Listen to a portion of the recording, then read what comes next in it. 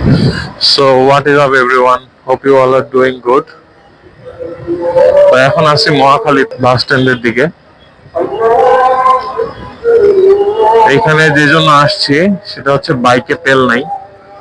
তো আপনারা সবাই হয়তো আগ্রহ থাকে যে আমি কোথা থেকে রেগুলার তেল নেই।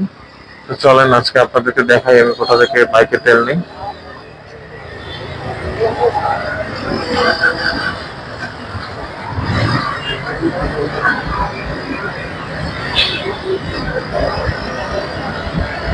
তো এই যে একটুখানি সামনে গেলে এখান থেকে আসবে ক্লিন ফুয়েল পাম্প। তা আমি ক্লিন ফুয়েল পাম্প থেকেই রেগুলার তেল নেই।